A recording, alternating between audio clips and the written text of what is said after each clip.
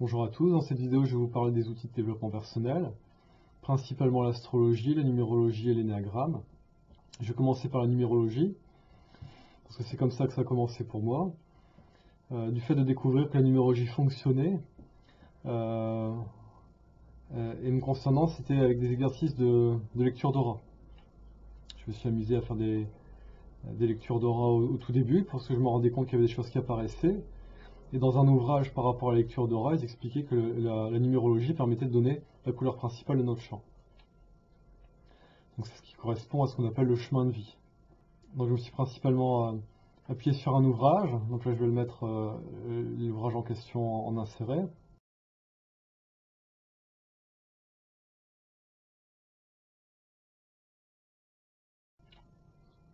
Qui est pour moi l'ouvrage de référence, hein. C'est un ouvrage qui est plus édité.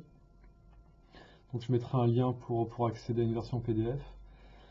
Qui est vraiment complet. Et en fait c'est Philippe de Louvigny, pendant 20 ans, il a fait une enquête auprès des personnes en faisant leur numérologie, en cherchant les correspondances entre leur numérologie et ce qu'elles portaient dans leur vie. Et il en arrivait à des conclusions, et c'est très précis. Donc c'est pas dans ce livre-là que j'ai eu accès au lien entre la lecture d'aura et la numérologie. En tout cas, le chemin de vie, qui correspond à l'addition des chiffres de notre date de naissance, donne la couleur de fond de l'aura. Ce qu'on appelle le nombre de personnalités, ce qui est l'addition des valeurs par rapport à toutes les lettres de notre nom et notre prénom, ça donne un champ rayonnant qui est dans l'aura. Donc en fait, quand une personne qui sait voir l'aura, elle va voir ça, elle va voir ce champ rayonnant qui va d'une certaine couleur, et va voir ce chemin de vie qui va apparaître d'une autre couleur. Donc j'ai pu faire ce constat-là, me concernant, ça fonctionnait, et pour d'autres personnes, ça fonctionnait aussi. Donc là, après, c'était scientifique, mathématique, hein, quand les chiffres donnent la bonne couleur pour les personnes. Donc j'ai eu le cas pour moi-même et pour deux autres personnes. Donc il y avait, comme il y a une dizaine de couleurs, c'est une chance sur 10 à chaque fois que ça tombe juste. Ça faisait une chance sur 1000. Une chance sur 1000, j'ai estimé que c'était plutôt un bon résultat. J'ai approfondi, et en vérité, quand on se connaît bien, on regarde la numérologie, tout ce que l'on est écrit dedans. En tout cas, une partie de ce que l'on est. C'est pour ça que par la suite, j'ai parlé de l'astrologie et de l'énéagramme, parce que ce sont des compléments. C'est-à-dire que c'est comme si on avait plusieurs configurations en nous, il y avait plusieurs programmes évolutifs, et l'un des programmes évolutifs, on le trouve avec la numérologie, le reste, c'est trouvé dans l'astrologie et aussi dans ce qu'on appelle l'énéagramme. Il y a d'autres outils de développement personnel, mais c'est vraiment ces trois-là qui sont fondamentaux, c'est pour ça que je parle d'eux aujourd'hui. Alors, je vais expliquer un petit peu comment ça fonctionne la numérologie, telle qu'enseignée par Philippe de Louvigny. La numérologie, elle repose sur le fait qu'il y a 11 nombres principaux. 1, 2, 3, 4, 5, 6, 7, 8, 9, et ensuite deux maîtres nombres, qui sont le 11 et le 22. Après, on peut aussi voir qu'il y a un troisième maître nombre qui est le 33, mais en général, on s'arrête à 22. Ces nombres, ils ont des couleurs, et ils ont des fréquences. C'est-à-dire que le 1 résonne avec le rouge, le 2 orange, 3 jaune, 4 vert, le bleu c'est 5, 6 c'est un bleu un peu plus foncé qu'on va qualifier d'indigo, 7 c'est le violet, 8 ça correspond au rose, 9 c'est la couleur bronze, 11 c'est la couleur argent et 22 c'est la couleur or. Donc il y a une fine correspondance avec nos centres énergétiques.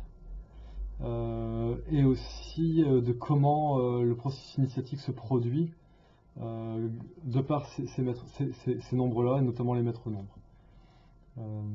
Caractéristique des maîtres nombres, c'est qu'ils sont trop puissants en intensité pour généralement être maintenus tout le temps. Donc on dit que ces nombres ont tendance à se réduire. Donc, ce qui fait que le 11 il se réduit en 2, donc 1 plus 1 égale 2, et le 22 se réduit en 4. Alors je parle de réduire, en numérologie on est toujours en train de réduire les nombres. C'est-à-dire que si on prend le... Je vais faire le cas avec mon prénom. Donc Stéphane, en fait, chaque lettre a une valeur. Donc c'est toujours numéroté de 1 à 9.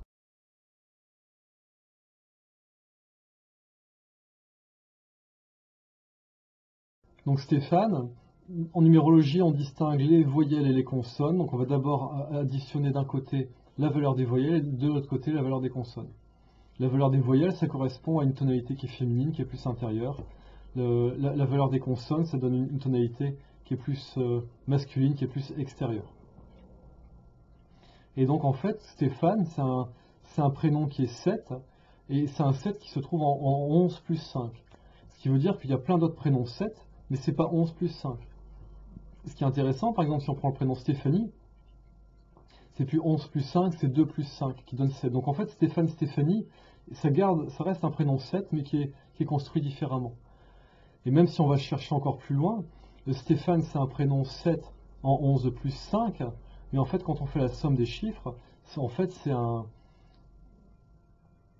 11 plus 23 qui donne un 34, c'est ça. Et si on prend Stéphanie, c'est pas 34, c'est 43. Et là, encore une fois, on voit que c'est un 11 plus 5, un 2 plus 5, et ça donne un 4 et un 3 qui donne un 7. Donc vous voyez, ça, si je vous dis ça, c'est pour expliquer qu'au-delà du prénom 7, ensuite il y a une autre façon de voir le chiffre, c'est de voir de où il vient, 11 plus 5, et après de voir si 11 plus 5 de quoi il viendra. Donc ça, c'est vraiment la subtilité de la numérologie. Donc ça, on sait le faire pour le prénom. On fait la même chose pour le nom de famille. Donc on réduit les consonnes, non, on réduit les voyelles en premier, donc les valeurs féminines, les consonnes d'un autre côté, et ensuite on additionne. Donc là je le fais avec mon nom de famille, Bissement, parce qu'il là on tombe sur un maître nombre, c'est-à-dire que quand j'additionne, je vais obtenir Bissement, ça donne 22, donc on tombe sur le maître nombre, c'est-à-dire que la vibration de mon nom de famille, c'est la vibration du 22, qui correspond à la couleur or. C'est la vibration qui intègre tout le reste. Ce qu'on appelle le nombre de motivation par rapport au prénom, c'est ce qui donne une caractéristique de personnalité. Et en fait, le nom de famille, c'est notre base de départ dans la vie. Et donc ici, c'est un 22, mais quand on regarde, il est formé d'un 10 et d'un 12. Le 10 se réduit en 1, le 12 se réduit en 3. Donc c'est 22 en 1 plus 3. Donc ici, quand on fait le deuxième calcul, on ne trouve pas 22, on trouve 4. Donc ici, c'est une famille qui est 22-4. À chaque fois qu'on va avoir un maître nombre, on devra toujours faire plusieurs types de calculs afin de voir si le maître nombre apparaît à chaque fois ou s'il apparaît qu'une seule fois par rapport aux différents types de calculs. Et donc ici, on a Stéphane, Bissement, et en fait, on a les voyelles par rapport à ce nom et ce prénom, et on a les consonnes par rapport à ce nom et ce prénom. On additionne les voyelles, on obtient ce qu'on appelle le nombre d'âme, le nombre intime, c'est ce qui correspond à notre identité intérieure, c'est celle qui nous correspond nous avec nous, et nous avec les personnes qu'on leur fait rentrer dans notre intimité. Et ensuite, quand on additionne les consonnes, ça correspond à ce qu'on appelle le nombre extérieur, qui donne une indication sur notre orientation professionnelle et ce que nous montrons à l'extérieur. Comment ça se traduit dans l'aura? Dans l'aura, on va avoir la couleur qui correspond au nombre intérieur qui va être plus près du corps, et après il va y avoir une deuxième couleur qui va apparaître, qui va être ce nombre extérieur. Donc aussi dans la lecture d'aura, on voit ces couleurs-là. Donc c'est en ça que c'est intéressant la numérologie, c'est que vraiment ces vibrations qui se créent et qui ont des couleurs associées, elles peuvent être perçues par certains clairvoyants. Donc ça c'était pour le nom et pour le prénom. Et ensuite on fait la même chose par rapport à la date de naissance. Donc encore une fois, je vais prendre ma date de naissance à titre d'exemple, parce qu'encore une fois il y a un cas particulier, vu que ma date de naissance ramène encore une fois sur un maître nombre, qui est encore le chiffre 22. Donc c'est 5 janvier 1978. Il y a plusieurs façons de faire ce calcul-là. C'est-à-dire qu'on prend tous les chiffres, on les additionne. Donc ici, quand on additionne tout, ça donne 31. Donc on tombe sur le 4. Encore une fois en 1 plus 3. Mais en fait, il y a plusieurs façons de faire le calcul. Et une autre façon de faire le calcul, c'est d'additionner la date de naissance non réduite, auquel on rajoute le mois de naissance et le jour de naissance. Donc c'est 1978 plus 1 1979 plus 5 1984. Et quand on additionne 1984, 1 plus 9 qui donne 10, c'est 8, 18 et 4, 22. Et donc là on retombe sur le maître nombre 22, mais qui n'est pas actif tout le temps. Il a tendance à se réduire en 4. Donc si on veut voir les vibrations qui correspondent à chaque nombre, Alors je vais essayer de vous le montrer comme ça. Voilà, donc ici, si on a le 1, c'est une vibration qui est quand même assez haute. Le 2 va être plus bas, le 3 va être plus bas, le 4, c'est vraiment la vibration qui va être la plus, si je veux dire, la plus basse, la plus dense. Ensuite, on revient sur du 5, du 6 et du 7. Et le 7, il est quasiment, le 7, alors je vais y arriver, le 7, il est à la même hauteur que le 1. Donc c'est vraiment, ceux qui ont du 7 et du 1, en général, ils ont des vibrations qui sont assez fortes. Alors je vais y arriver. Le 1, ça correspond au rouge, et donc c'est vraiment des énergies qui correspondent au premier chakra. Et le 7, c'est violet, ça correspond au chakra coronal. Le 4, ça correspond à la couleur verte, au chakra du cœur. Mais ensuite, alors ça c'est inversé, ici ça continue. La vibration 7, ensuite on a la vibration 8. La vibration 8, elle est encore plus élevée. Et le 8, c'est le symbole de l'infini, c'est pour ça que c'est aussi significatif. Ici on est sur la couleur rose. La caractéristique de ceux qui ont du 8, c'est que le 8, si vous voyez le 8, le 8 en fait c'est un 0. C'est un 0 qui se... Donc en fait les personnes qui ont du 8 sont sur le tout ou rien. Donc ça donne des profils excessifs, des profils entiers, qui sont intéressants, parce que le 8 il permet de voir qu'est-ce que c'est la limite. Parce que pour trouver le point central, il faut chercher les extrêmes. Donc le 8, il va aller chercher dans les extrêmes. C'est un nombre qui est en général en lien avec la maîtrise, avec l'esthétisme. Donc ça c'est la vibration du 8. Et ensuite on a le 9. Le 9, sa caractéristique, c'est que c'est la somme de tous les chiffres de 1 à 9. Donc si vous faites 1 plus 2 plus 3 plus 4 et ainsi de suite, vous allez obtenir 45 et ça se réduit encore en 9. La couleur qui est associée au 9, c'est le bronze, mais aussi le blanc. Et donc là, on est vraiment sur un chiffre de maîtrise. Et ensuite, on a le 11, c'est une vibration qui est encore plus haute. Pourquoi c'est une vibration encore plus haute? Parce que le 11, c'est le 1 qui s'est démultiplié. Et donc en fait, la puissance du 1, elle se démultiplie pour donner ce 11. Ce 11, il est associé à la vibration qui correspond au signe du Verseau et correspond à la vibration qui est associée notamment à Archange Michael. Et ensuite, on a le 22, et le 22, c'est quoi? C'est le 11 qui est démultiplié. Donc c'est le 1 qui est démultiplié et qui est redémultiplié. Donc c'est cette puissance qui est encore plus grande. Donc ça, c'est des indications qui ne sont pas dans le livre, c'est pour ça que je vais les donner. Le 9 et le 11, ils se renvoient l'un à l'autre. C'est-à-dire que le 9, il est associé à l'œuf, et que les personnes qui ont beaucoup de 9 ou qui ont un chemin de vie 9, ils ont tendance à vivre dans leur bulle, mais ils ont une caractéristique, c'est que c'est la plus haute vibration non réduite, parce que le 11 il se réduit, et le 22 il se réduit aussi.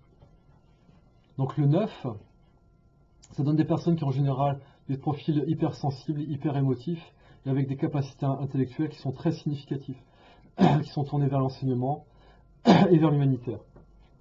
Les personnes qui ont du 9, comme ils sont dans le service à autrui, on peut dire que c'est le chiffre du missionnaire, mais presque. Si quelqu'un a besoin d'aide et qu'il cherche de l'aide auprès d'une personne extérieure, les personnes vont chercher, et c'est comme s'il y avait des flèches qui venaient sur toutes les personnes qui ont du 9, en disant lui il est gentil, il va pouvoir t'aider. Donc ce que doivent apprendre les personnes qui ont beaucoup de 9, c'est d'apprendre à pouvoir dire non, parce que spontanément on va leur demander un service, elles vont dire oui. Le 11, c'est la même chose, mais pas en passif, pas en féminin, en actif, en masculin. C'est-à-dire que la caractéristique du 11, c'est que le 11, c'est le contraire. Lui, il va repérer les personnes qui ont besoin d'aide et qui n'ont pas la capacité, qui n'ont pas réussi, qui n'ont pas osé demander de l'aide. Et on va aller vers eux. Alors ensuite, le 22. Le 22, lui, c'est l'intégration de tout ce qu'il y a avant. C'est la somme de tout. Ça correspond à un profil qui est directement en lien avec l'universel. C'est-à-dire que de 1 à 7, on est sur du personnel. Le 8, il est sur vraiment un aspect de maîtrise. Le 9, on commence à rentrer sur le transpersonnel, dans le service à autrui. Le 11, c'est vraiment un aspect pour aller vers les autres. Donc les aspects 11, en général, il y a des aspects en lien avec le fait de percevoir les choses, la voyance, le magnétisme, le charisme, voilà, ça c'est des aspects qui sont en lien avec le 11. Et le 22, c'est vraiment en lien avec la construction universelle, c'est vraiment en lien avec l'aspect divin. Ce qui fait que plus on fonctionne sur des vibrations transpersonnelles, plus c'est problématique de fonctionner par rapport à des aspects personnels. c'est-à-dire que les personnes qui ont du 11 et du 22 et qui utilisent ces dispositions pour eux-mêmes, en général, ils vont avoir des retours de flamme, et parce que ces chiffres, ce sont des vibrations qui sont en lien avec le service à l'ensemble. Voilà, j'en dis pas plus, les indications sont dans l'ouvrage.